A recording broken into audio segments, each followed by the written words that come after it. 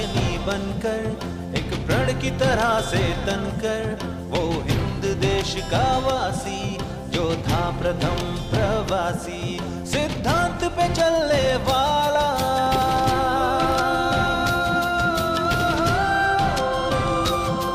सिद्धांत पे चलने वाला, वो समय बदलने वाला, मुट्ठी में सवेरा लेकर, सब रैन बसेरा लेकर, जंजीर गलाने आया, वो देश जगाने आया। एक सत्य अहिंसावादी, वो था महात्मा गांधी, वो था महात्मा गांधी, वो था महात्मा गांधी।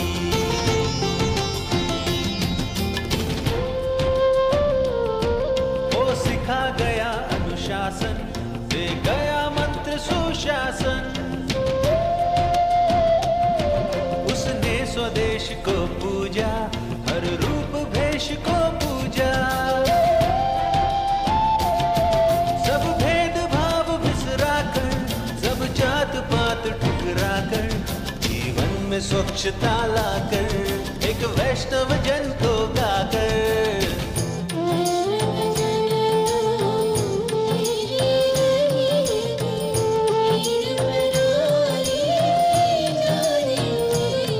लाया बदलाव की आंधी, वो था महात्मा गांधी, वो था महात्मा गांधी, वो था महात्मा गांधी।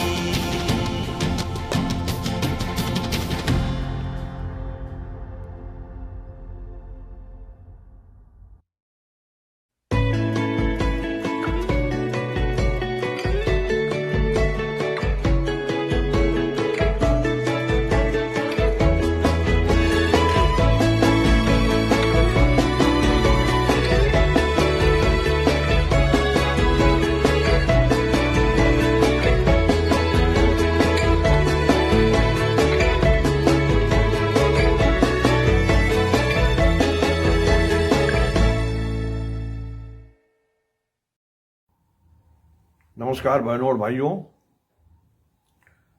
मेरा नाम डॉक्टर प्रिय रंजन त्रिवेदी है और नूतन वर्ष में वर्ष 2022 से पहली बार हम लोग रूबरू हो रहे हैं। आज आप जानते हैं कि 9 जनवरी प्रवासी दिवस है, भारतीय प्रवासी दिवस। ऐसे लोग जो भारत के बाहर रहते हैं, वहाँ से भी राष्ट्र कल्याण की भूमिका में तल्लीन है, चाहे नौकरी कर रहे हों, व्यापार कर रहे हों या शोध कर रहे हों, पढ़ा रहे हों, सभी लोग एनआरआई में आते हैं। आज एनआरआई डे है, भारतीय प्रवासी दिवस है। आज इस अवसर पर मैं यह भी घोषणा कर रहा हूं कि आज से एक नया चैनल प्रारंभ हो रहा है। इसका नाम है द इंडियन चैनल। इसलिए नया चैनल बनाया गया है कि भारत को समृद्ध करने के लिए जितने भी प्रयोग होंगे, जितने प्रयास होंगे, चाहे राष्ट्रीय स्तर पर हो, अंतर्राष्ट्रीय स्तर पर हो, चाहे भारत के लोग इसमें जो भारत में रहते हैं उनकी भूमिका हो या प्रवासी भारतीयों की भूमिका हो, सभी के बारे में विस्तृत चर्चा होती रहेगी। चाहे वो कौशल विकास का हो, तकनीकी हस्तांतरण का हो, उत्पादन का हो, निर्यात का हो, आयात का हो, या विश्वविद्यालयों में गुणवत्ता लाने की बात हो, या फिर बाकी जो ब्लू इकोनॉमी है, नीली अर्थव्यवस्था की बात है, हरित अर्थव्यवस्था की बात है, रोजगार सृजन की बात है, उद्यमिता विकास की बात है। हर मामलों में भारत में कैसे सेल्फ रिलायंट होगा, आत्मनिर्भर होगा, इसके लिए जितना ही प्रयोग होगा वो हम लगभग हर एक सप्ताह नई नई बातों को करेंगे। आपसे हमारे जो मेहमान हैं उनको भी बुलाएंगे हम, चाहे वो जूम के माध्यम से हो या उनको अपने प्रांगण में बुला के हो, किसी प्रकार हम आगे करना चाहेंगे। बात आती है कि यह शुरू कब होगा। आज घोषणा हो रही है 14 जनवरी यानी मकर संक्रांति के दिन इसका शुभारंभ होगा। उस दिन भी हम लोग लाइव रहेंगे और उस दिन हम यह बताएंगे कि मकर संक्रांति क्या महत्ता है, कैसे पूरे भारतवर्ष में मनाया जाता है। एक ऐसा पर्व जो शायद ही किसी राज्य में न मनाया जाता हो, चाहे जिस नाम से हो, उसकी चर्चा मैं उस दिन करूंगा। तो आज बात आती है प्रवासी दिवस की।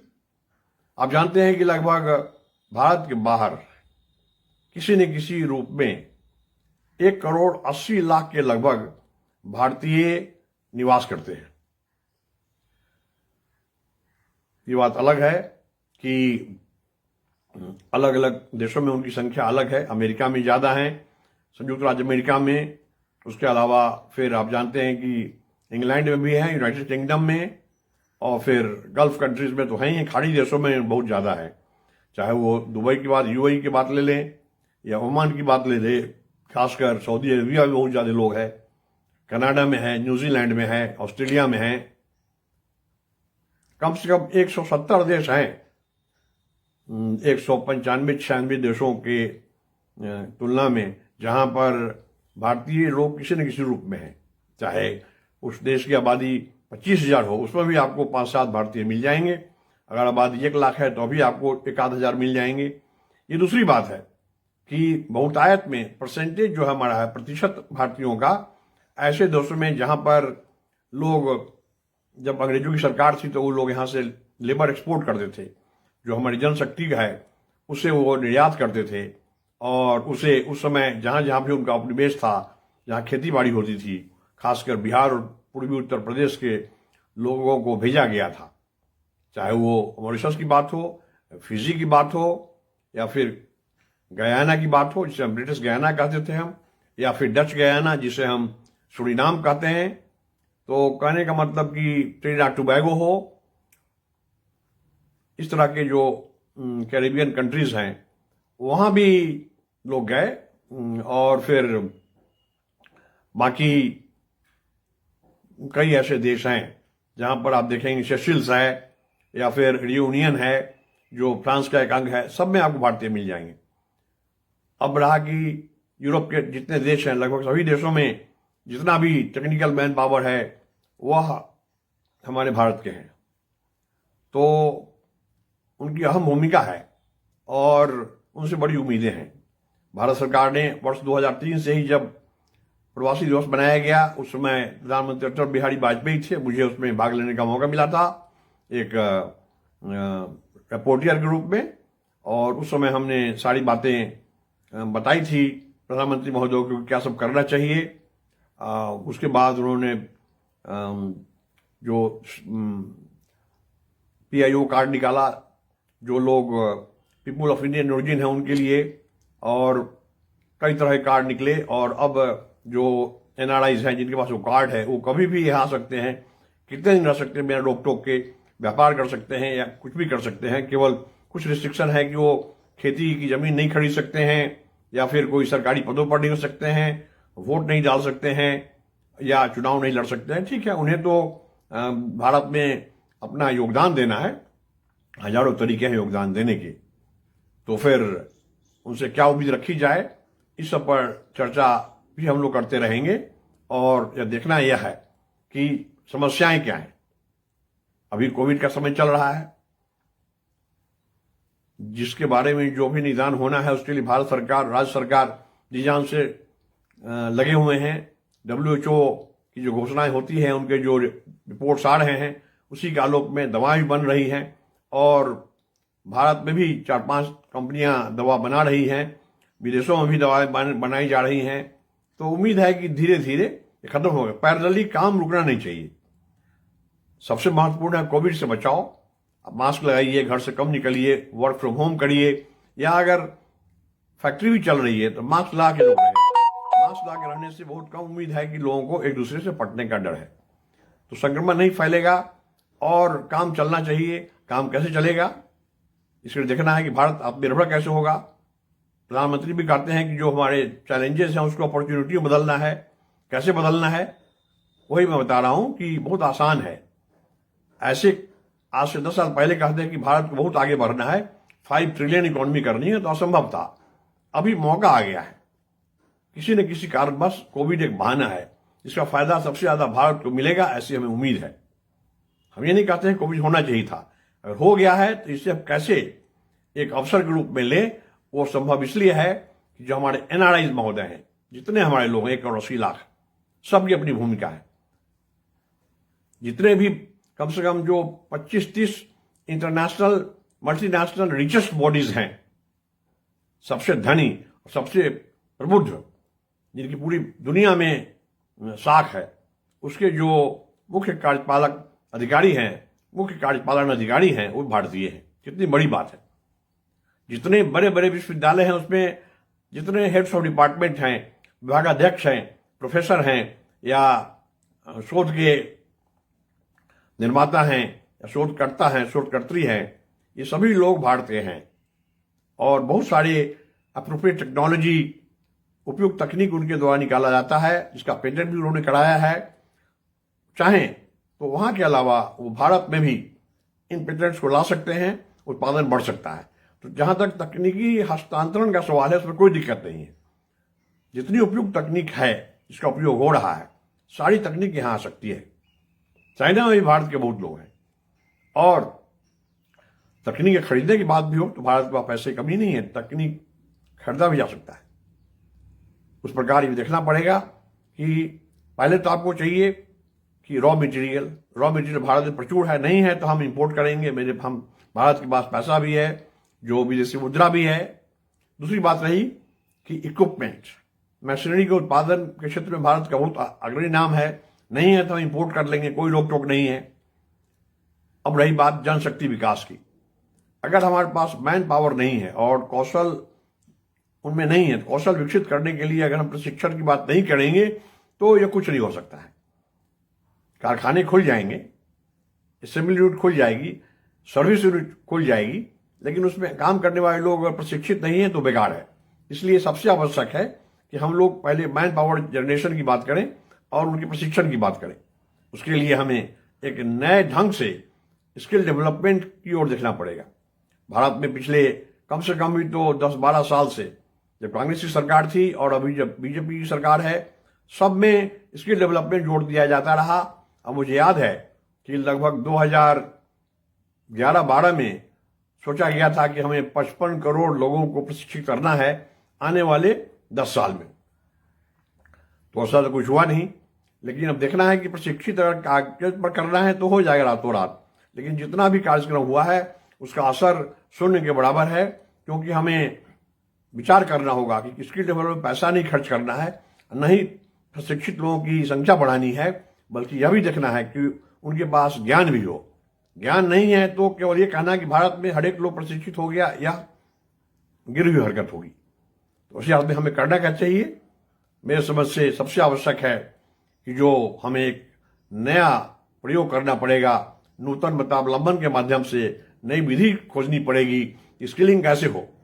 उसके लिए मैंने कहा था कई बार कि जब छोटी मोटी संस्थाएं भारत सरकार से अनुदान लेकर के गलत स्वर्ण प्रशिक्षण दे, उससे कोई फायदा नहीं है। भारत में 1200 के लगभग विश्वविद्यालय हैं, उन विश्वविद्यालयों को अनिवार्य कर दिया जाए कि अपने कैचमेंट एरिया में, आपके 20, 25, 30, 40 किलोमीटर के क्षेत्र में आपकी भूमिका क्या होगी आप जाने। आपको जाना है, गांव गांव में प्रशिक्षण केंद्र खोलवाना है, उसको मान्यता देनी है और प्रशिक्षण कराना है। आपके प्रोफेसर्स जो हैं उनको अतिरिक्त मानदेय मिलेगा, गांव गांव में जाकर वो दिखाएंगे कि साहब प्रशिक्षण कैसा हो रहा है। और याद रहे, विश्वविद्यालय को ही प्रमाण पत्र, चाहे सर्टिफिकेट हो, डिप्लोमा हो या डिग्री हो, उनको देना पड़ेगा। बीवॉक हुआ या मॉड्यूलर प्रोग्राम हुआ, ऐसा होने से क्या है कि लोगों में कॉन्फिडेंस आता है। अब लोग कहते हैं चलो 6 महीना का सर्टिफिकेट ले लिया, अब इसमें हमको एनएसडीसी से मान्यता लेनी। एनएसडीसी की मान्यता अलग बात है। मेरा कहना है कि जिस संगठन को, जिस अथॉरिटी को डिग्री, डिप्लोमा, सर्टिफिकेट देने का अधिकार दिया गया है, आप उसे क्यों वंचित रख रहे हैं? आप उसे कहिए। आप अलग अलग बॉडियों कह रहे हैं कि इनके डिप्लोमा, इनके सर्टिफिकेट से मतलब नहीं है। विश्वविद्यालय से आप भी पढ़े हैं, हम भी पढ़े हैं, और हमारे सारे जितने भी ब्यूरोक्रेट्स हैं वो पढ़े हैं, टेक्नोक्रेट पढ़े हैं, डॉक्टर्स पढ़े हैं, जजेस पढ़े हैं। उनको अपने विश्वविद्यालय पर क्यों विश्वास नहीं है? हाँ, विश्वविद्यालय के प्रोफेसर्स को अगर प्रशिक्षित करना है तो करना बड़ा आसान है। ट्रेनिंग ऑफ ट्रेनर्स, ट्रेनर को ट्रेन करना ज्यादा आसान है बनिस्पत की जो हमारे युवा युवतियां हैं। तो ऐसी हालत में तो बड़ा आसान हो जाएगा और हम उनको बता पाएंगे। अब रही बात कि उद्यमी कितने आएंगे, भारत के बाहर के जो उद्यमी हैं वो तो आ जाएंगे, लेकिन अगर भारत के लोग उद्यमी बनना चाहते हैं, अगर जो एनआरआई हैं वो अगर टेक्नोलॉजी ला रहे हैं, मान लीजिए पेटेंट ला रहे हैं, एमओयू साइन करा देंगे, आपको पैसा भी दे सकते हैं। वो कहेंगे नहीं मुझे पूरा डायरेक्ट इसमें भाग नहीं लेना है, तो भारत के उद्यमी चाहिए। तो जितने उद्यमी हैं अभी भारत में कम नहीं है, वो भी चाहें तो डाइवर्सिफाई कर सकते हैं। ऐसा नहीं हो कि 2, 4, 5, 10, 15, 20, 25 या 100 उद्यमी, कम से कम 10 से 15 लाख उद्यमी एक समान के होने चाहिए, ताकि सभी को आगे बढ़ने का अधिकार हो। तो नए उद्यमी नहीं खोलने पड़ेंगे, लेकिन इस पर कोई रोक टोक नहीं होनी चाहिए। नए उद्यमी हमेशा आएंगे।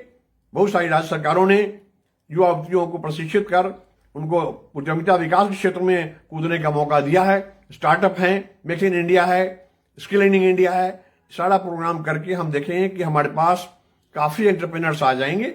और साथ साथ जिन लोगों की नौकरियां गई हैं, कोविड में चिंता नहीं करनी है, उसको भी अवसर बदलना है। नौकरी गई है, शायद आपको बेहतर नौकरी मिलने वाली है। कैसे होगा?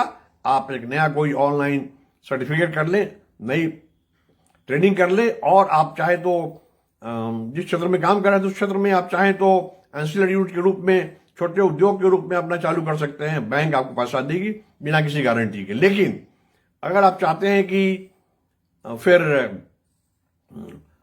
कोई नई नौकरी करें, वो भी संभव है। या फिर अगर कोई नया सर्विस इंडस्ट्री खोलना चाहते हैं, उसके लिए भी आपको मौका मिलेगा। तो बहुत आसान है, जितना काम है आप देखिए, जितना भी दुनिया भर में जितना चाहिए डिमांड प्रोडक्ट्स का, सारा भारत में बन सकता है। उसके लिए एक्सपोर्ट की बड़ी भूमिका होगी। लाखों लाख एक्सपोर्ट यूनिट खुलेंगे। अगर जितने हमारे राज्य हैं और यूनियन टेरिटरी हैं, सबको मिलाकर सब में अगर कम से कम 1,000 एक्सपोर्ट यूनिट खुल जाए तो बहुत आसान हो जाएगा। और जितने भी क्वालिटी प्रोडक्ट हैं जो ग्रामीण क्षेत्रों में बनते हैं, जिनको मार्केट नहीं मिल पाता, वो परेशान हो जाते हैं, तो उनको कूड़ा के रूप में बेचना पड़ता है। चाहे किसी प्रोडक्ट के बारे में हो, नए नए प्रोडक्ट आएंगे, रिसाइकिल्ड प्रोडक्ट आएंगे, सारे चीजों को एक्सपोर्ट करने में कोई दिक्कत नहीं होगी। उसी तरह इंपोर्ट की बात है, जरूरत पड़ने पर इंपोर्ट भी हम करेंगे।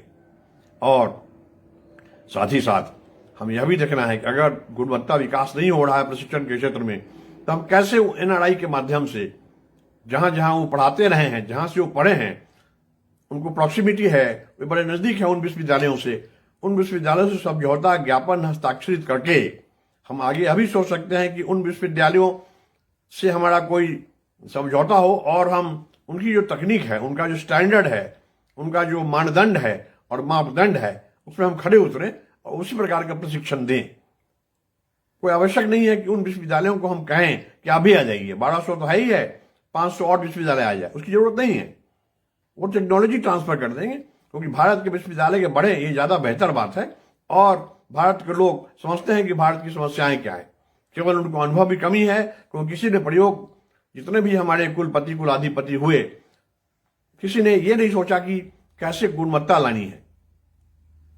वाइस चांसलर बन गए तो 3 साल 4 साल 5 साल में कैसे समय कट जाएगा, जनता तंग नहीं करेगी, विद्यार्थी शीशा नहीं फोड़ेंगे, नौकरी नहीं मांगेंगे, इसी में बीत गया, कोई नया काम हो नहीं पाया है।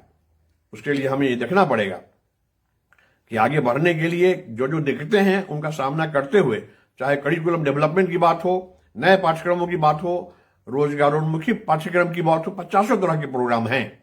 अभी मैंने कहा था प्रारंभ में, जब मैं बता रहा था आपको क्या क्या क्षेत्र हैं, एनआरआई कहाँ मदद कर सकते हैं। हमने अभी एक वर्ड कहा था ब्लू इकोनॉमी, नीली अर्थव्यवस्था।